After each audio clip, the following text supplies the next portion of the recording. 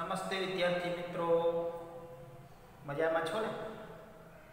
ચાલો આજે આપણે વળી પાછા વિજ્ઞાનની અંદર 9મા પાઠની અંદર આજે આગળ વધીએ. હવે આપણે ગયા લેક્ચરની અંદર આપણે જોયું હતું કેના વિશે વાત કરી હતી? ફલન વિશે વાત કરી હતી. અને ફલનની વ્યાખ્યા જોઈ હતી. ફલનના પ્રકાર જે આપણે કયા હતા? બે પ્રકાર, અંતઃફલન અને બાહ્ય ફલન. એના વિશે આપણે જોઈ ગયા ને તમને હોમવર્કમાં પણ આપેલું છે ને તમારે તૈયાર પણ થઈ ગયું હશે કે ફલન એટલે શું, ફલનના પ્રકાર કયા કયા છે, બાહ્ય ફલન એટલે શું તેના ઉદાહરણ, અંતઃફલન એટલે શું તેના ઉદાહરણ. હવે આ સુધી જોયું. ત્યાર પછી આપણે આગળ વધીએ તો આપણા મનની અંદર એક પ્રશ્ન થાય, એટલે કે પાઠ્યમાં આપણને આપેલું છે કે બુજો છે ને પ્રશ્ન થાય છે કે જે કંઈ પણ આપણે ફલન થયું, જે યુગ્મનજ બન્યું તે એક જ કોષ હતો, તો એક જ કોષમાંથી આખા મોટા સજીવનું નિર્માણ કેવી રીતે થતું હશે? જે આપણે ફલન શુક્રકોષ અને અંડકોષનું જોડાણ થઈ અને જે ફલન થાય છે, ફલન થયા પછી જે યુગ્મનજ બન્યું, ફલિતાંડ, બે કોષો ભેગા થઈને એક જ કોષ બને છે, તો એક કોષમાંથી આખા સજીવનું નિર્માણ કેવી રીતે થયું? તો એના આધારે આપણે જોઈએ ભ્રૂણનો વિકાસ. ભ્રૂણનો વિકાસ કેવી રીતે થાય છે એના ઉપરથી આપણને ખ્યાલ આવશે. તો ભ્રૂણ વિશે સમજૂતી આપણે જોઈએ કે ભ્રૂણ એટલે શું, ત્યાર પછી ગર્ભ કેવી રીતે બને છે.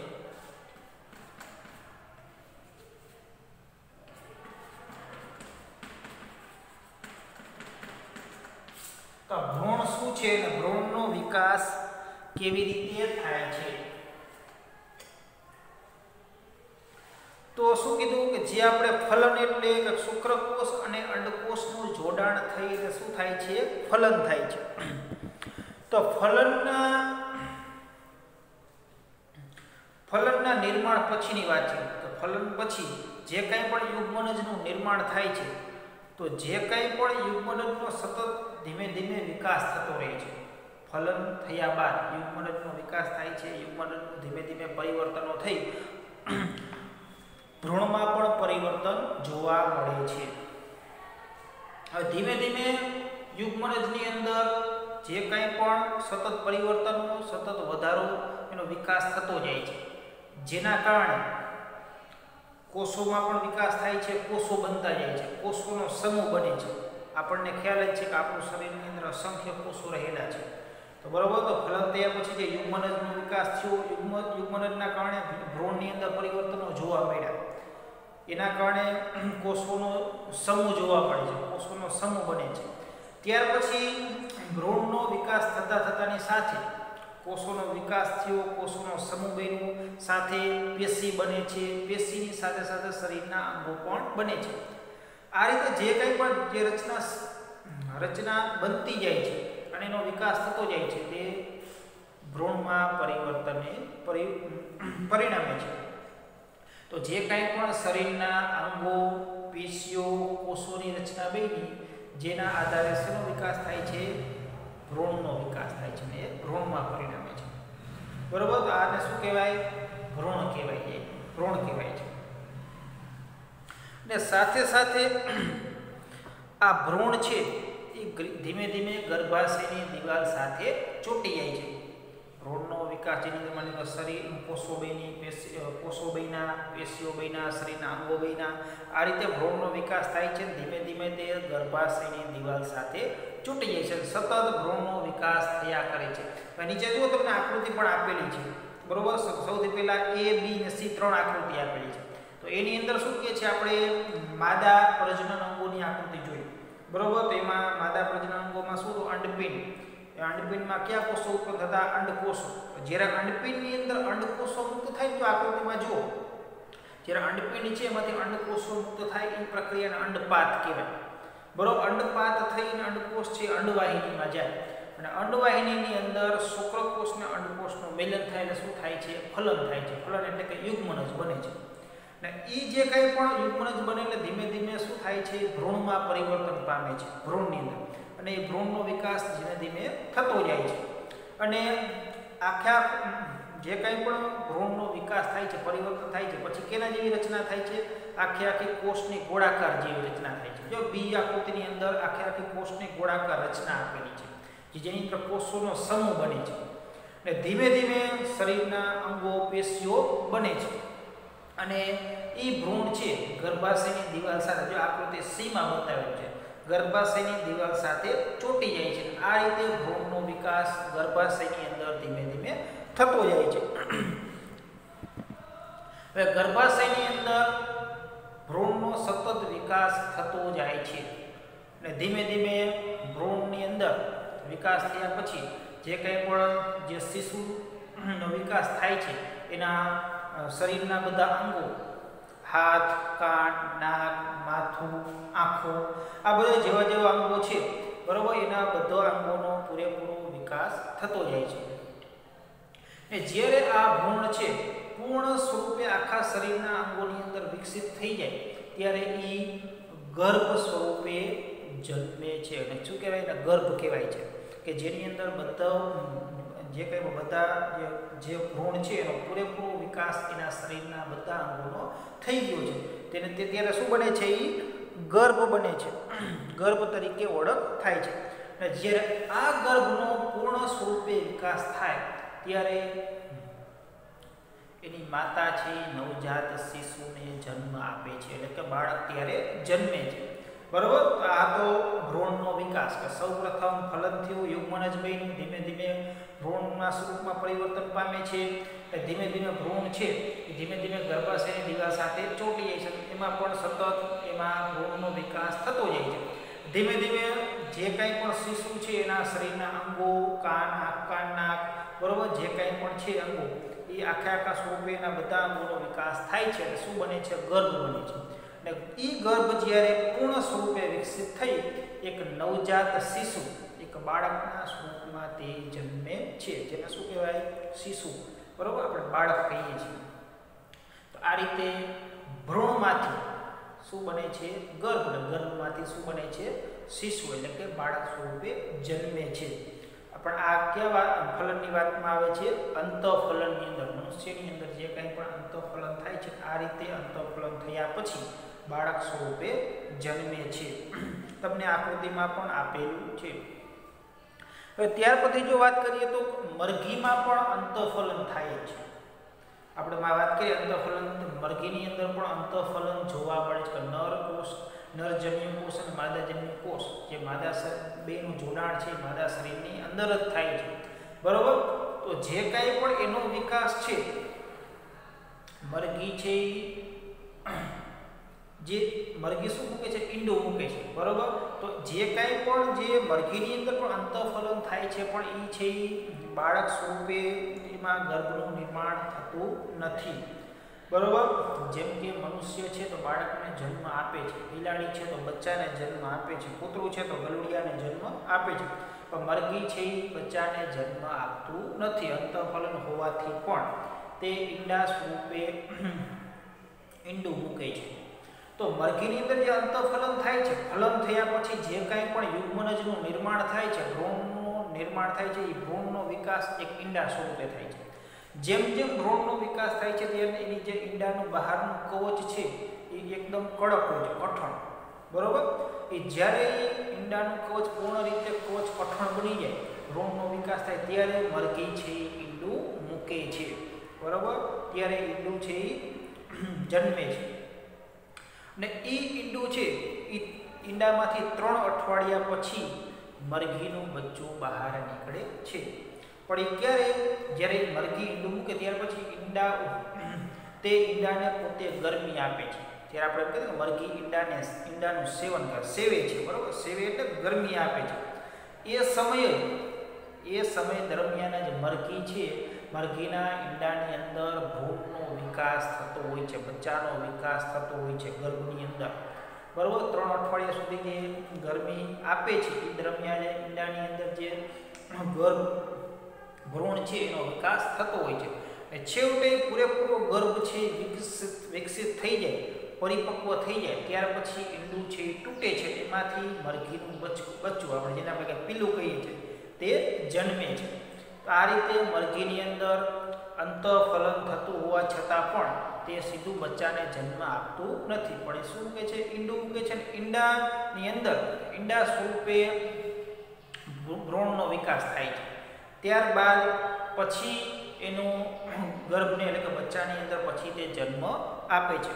તો આ રીતે ભલે અંતઃફલન થતું હોય પણ એમાં પણ જે કંઈ પણ સજીવો અને પ્રાણીઓ છે એમાં પણ બચ્ચાના જન્મની વિશેષતા અલગ હોઈ શકે છે. આપણે અંતઃફલનની વાત કરીએ પણ બાહ્ય ફલન કરતા પ્રાણીઓમાં પણ જે કંઈ પણ જે ઈંડાઓ છે શરીરની બહાર છે એનો ભ્રૂણ સ્વરૂપે તેનો વિકાસ થતો હોય છે અને ધીમે ધીમે તે ભ્રૂણ છે એ ઈંડા સ્વરૂપે પરિપક્વ થઈ અને પછી તે બચ્ચાને જન્મ આપે છે. આ રીતે બાહ્ય ફલન કરતા પ્રાણીઓમાં પણ આ જ રીતે ભ્રૂણનો વિકાસ થતો જોવા મળે છે પણ શરીરની બહાર થતો હોય છે. ઓલું એ તો શરીરની અંદર થાય છે, બરોબર. તો જેમ કે માની લો બાહ્ય ફલન કરતા જે જળચર પ્રાણી છે, ડેડકાઓ છે, બરોબર, માછલી છે, તો એના જે કંઈ પણ ઈંડાઓ છે તો એનો વિકાસ તો શરીરની બહાર જ થાય છે. મરઘી અંતઃફલન તો એમાં ઈંડાનો વિકાસ શરીરની અંદર થતો હતો, બરોબર. આ રીતે બાહ્ય ફલન કરતા જે કંઈ પણ જળચર પ્રાણીઓ જેવા કે ડેડકા છે તો આપણને ખ્યાલ છે કે એ સીધા કોષો શરીરની બહાર જ કાઢે છે. જે કંઈ પણ એના ઈંડા છે એનું ફલન બહાર જ થાય છે, એનો વિકાસ છે એ પણ ક્યાં થાય છે? શરીરની બહાર જ થાય છે. આ રીતે પણ એમાં ભ્રૂણનો વિકાસ થતો જોવા મળે છે. ત્યાર પછી જો આપણે વાત કરીએ તો અપત્ય પ્રસવી પ્રાણી અને અંડપ્રસવી પ્રાણી.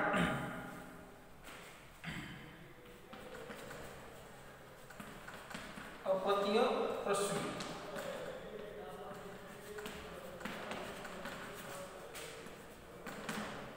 અને અંડપ્રસવી પ્રાણીઓ.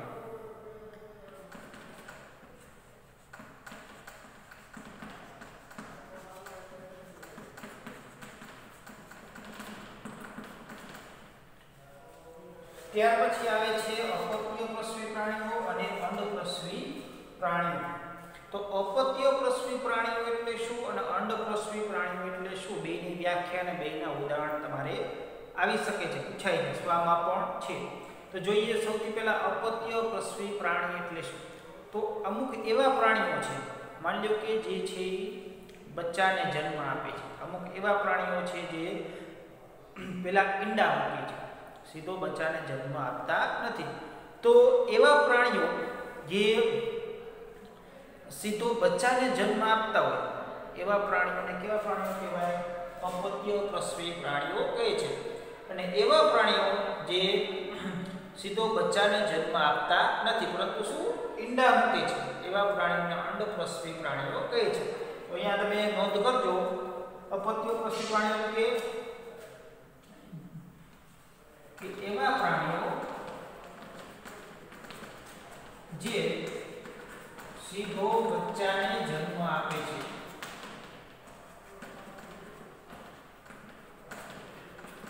એવા પ્રાણીને અપત્ય પ્રસવી પ્રાણીઓ કહે છે.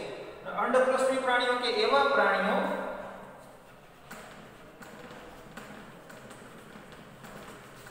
જે સીધો બચ્ચાને જન્મ આપતા નથી પરંતુ ઈંડા મૂકે છે, તેને અંડપ્રસવી પ્રાણીઓ કહે છે. બરાબર, નોટ કરજો, અપત્ય પ્રસવી પ્રાણી અને અંડપ્રસવી પ્રાણી. હવે બેના જો ઉદાહરણમાં જોઈએ તો અપત્ય પ્રસવી પ્રાણી કે એવા પ્રાણીઓ જે સીધો બચ્ચાને જન્મ આપતા હોય એવા પ્રાણીઓ તમને ખ્યાલ છે તો મનુષ્ય, ગાય, કૂતરા, બિલાડી, બરાબર. આ બધા પ્રાણીઓ છે સીધો બચ્ચાને જન્મ આપે છે. અને એવા પ્રાણીઓ કે સીધા ઈંડા મૂકતા હોય તો માની લો કે આપણને ખ્યાલ છે મરઘી, ગરોળી, બરોબર, ડેડકા વગેરે, બરોબર. આવા બધા પ્રાણીઓ છે સીધો બચ્ચાને જન્મ આપતા નથી પરંતુ પહેલા ઈંડા મૂકે છે. આવા પ્રાણીઓ છે જેને શું કહેવાય છે? અંડપ્રસવી પ્રાણીઓ કહેવાય છે. તો આ આપણે ચર્ચા કરી અપત્ય પ્રસવી પ્રાણી અને અંડપ્રસવી પ્રાણીઓ. હવે એક આપણે પ્રવૃત્તિ જોઈએ તો તમને માની લો કે ગરોળી, કૂતરા, બિલાડી, ડેડકો, અન્ય કોઈ પણ પક્ષી તમને એ અન્ય પક્ષીના ઈંડા એકત્રિત કરવાનું કહે, બરોબર, તો તમે બધા પ્રાણીઓના જે કંઈ પણ અન્ય પક્ષીઓ છે ને ઈંડા એકત્રિત કરવા માટે જાઓ છો, તો તમે કેટલા પ્રાણીઓના ઈંડા એકત્રિત કરી શકશો? કે અમુક જે એવા પ્રાણી, માની લો કે કાગડો છે, મરઘી છે, દેડકા છે, ગરોળી છે, જેના એવા પ્રાણીઓના તમે ઈંડા એકઠા કરી શકો છો. પરંતુ બિલાડી છે, કૂતરા છે, બરોબર, કે જેના તમે ઈંડા એકઠા કરી શકતા નથી, નિષ્ફળ રહ્યો. શા માટે? તો એવા જે પ્રાણીઓ છે જેના તમે ઈંડા એકઠા કરી શકતા નથી, તો એવા પ્રાણીઓ છે કેવા છે? અપત્યપ્રસવી પ્રાણીઓ છે, જે ઈંડા મૂકતા નથી પરંતુ તે સીધો બચ્ચાને જન્મ આપે છે, બરોબર. પણ જે પ્રાણીઓ તમે ઈંડા એકઠા કરી શકો છો, એકત્રિત કરી શકો છો, સફળ રહ્યો છો, તો એ કેવા પ્રાણીઓ હશે? અંડપ્રસવી પ્રાણીઓ, કે જે છે એ સીધા ઈંડા મૂકે છે, બચ્ચાને જન્મ આપતા નથી. તો આના દ્વારા તમને ખ્યાલ હશે કે જે કંઈ પણ તમે ઈંડા એકત્રિત કરવામાં સફળ રહ્યા છો એવા પ્રાણીઓ છે અંડપ્રસવી પ્રાણીઓ છે, અને જેવા પ્રાણીના તમે ઈંડા એકત્રિત કરી શક્યા નથી, અસફળ રહ્યા છો, તો એવા પ્રાણીઓ છે કેવા છે? અપત્યપ્રસવી પ્રાણીઓ કહે છે. તો અહીં તમે અપત્યપ્રસવી પ્રાણીઓ અને અંડપ્રસવી પ્રાણીઓ વિશે શીખી ગયા, ખાસ યાદ રાખજો. ત્યાર પછી આપણે જોઈએ તો શિશુમાંથી પુખ્ત સ્વરૂપ, ખાસ ધ્યાન રાખજો. અહીંયા આપણે ભ્રૂણનો વિકાસ શીખી ગયા.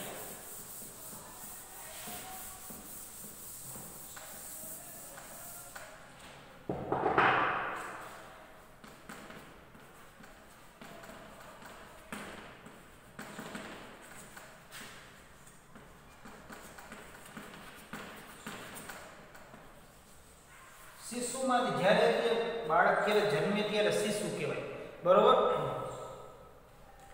માની લો કે નાનપણમાં સાવ નાનું હોય ત્યારે શિશુ કહીને, જે મોટી ઉંમર થાય ત્યારે આપણે એને પુખ્તાવસ્થા કહીએ, પુખ્ત, બરોબર, મોટું થઈ જાય ત્યારે. તો શિશુમાંથી પુખ્ત સ્વરૂપમાં જ્યારે રૂપાંતર થાય, જે કંઈ પણ સજીવો છે, પ્રાણીઓ છે, તો અમુક એવા પ્રાણીઓ છે કે જેની અંદર કાયાંતરણ જોવા મળે, ઘણો બધો ફેરફાર જોવા મળે છે, પરિવર્તન જોવા મળે છે. નાનપણમાં જે જન્મેલું બાળક છે ત્યાંથી છેવટે જે મોટી ઉંમર પુખ્તાવસ્થા પહોંચે કોઈ પણ પ્રાણી, તો ઘણા બધા પ્રાણીઓ કે સજીવો એવા છે જેની અંદર ઘણો બધો ફેરફાર જોવા મળે છે, કાયાંતરણ જોવા મળે છે, પરિવર્તન જોવા મળે, પુખ્તાવસ્થાથી અલગ હોય છે. તો એમાં આપણે ઘણા બધા નવજાત શિશુ છે તે જન્મતાની સાથે જે કંઈ પણ નવજાત શિશુ જન્મેલું હોય એના જે કંઈ પણ લક્ષણો, એનો દેખાવ છે એ પુખ્તાવસ્થા કરતાં ઘણો અલગ હોય છે. તો આપણે એક જો રેશમના કીડાની વાત કરીએ, જે તમે 7મા ધોરણમાં ભણી ગયા છો, બરોબર. રેશમના કીડા છે,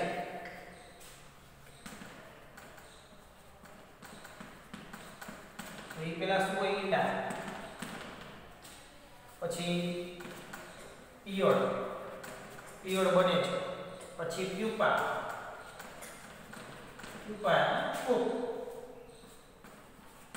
પુખ્તાવસ્થા. તો આ રીતે જે શરૂઆતના રેશમના કીડા જે ઈંડા છે એમાંથી ઈયળ, પછી પ્યુપા, અને આ રીતે પુખ્તાવસ્થામાં પહોંચે છે.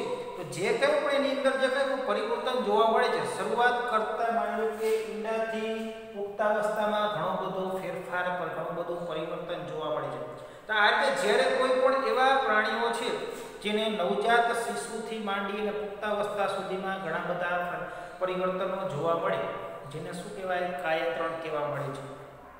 તો એવા આપણે ખાસ કરીને આપણે દેડકાની વાત કરીએ, દેડકાના ઈંડાની, કે શરૂઆતનો જે દેડકા છે એ તો ઈંડા સ્વરૂપે જ હોય, કે ઈંડામાંથી જન્મે છે. તો ઈંડાથી દેડકા સુધી, પુખ્ત દેડકો, એ વચ્ચે બેયની ઈંડા હોય ત્યાંથી પછી ટેડપોલ બને છે, ટેડપોલમાંથી પુખ્ત ટેડપોલ, અને છેલ્લે દેડકો બને છે. આ રીતે કાયાંતરણ જોવા મળે છે. શિશુ અવસ્થામાંથી પુખ્તાવસ્થામાં આ રીતે પરિવર્તનો જોવા મળે. તો તમને દેડકાની આકૃતિ આપેલી, સૌપ્રથમ શું હોય છે? જેલી પડથી જોડાયેલા ઈંડા હોય છે. આ રીતે દેડકામાં કાયાંતરણ જોવા મળે, ઈંડા હોય. ત્યાર પછી ટેડપોલ, શરૂઆતનો ટેડપોલ,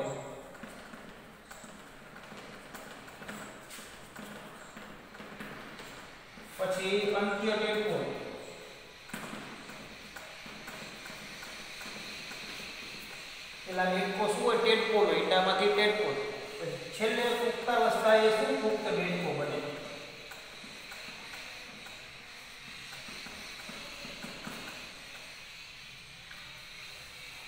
આ રીતે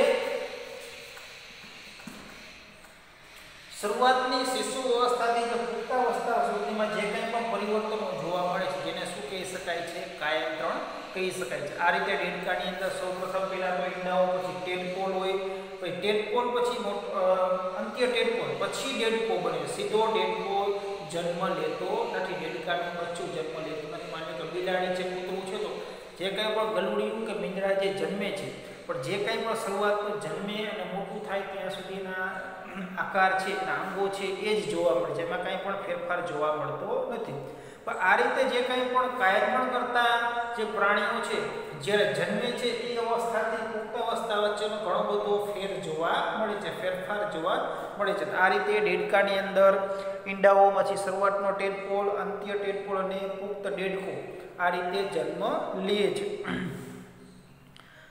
હવે જો વાત કરીએ તો આપણે ફૂદાની વાત કરીએ સુંદર ફૂદા તો ફૂદા નામની જીવાત પણ પોતાના અંડઘરમાંથી તે બહાર નીકળે છે એટલે છેલ્લે આપણે વાત કરીએ તો કાયંત્રણ કે અમુક એવા જે દેડકાની અંદર કાયંત્રણ જોવા મળે છે દેડકામાં કાયંત્રણ એટલે કે જે કંઈ પણ શરૂઆતનો ટેડપોલ છે તેમાંથી પુખ્ત દેડકામાં રૂપાંતર થાય છે તો આ પ્રક્રિયાને શું કહેવાય કાયાંતરણ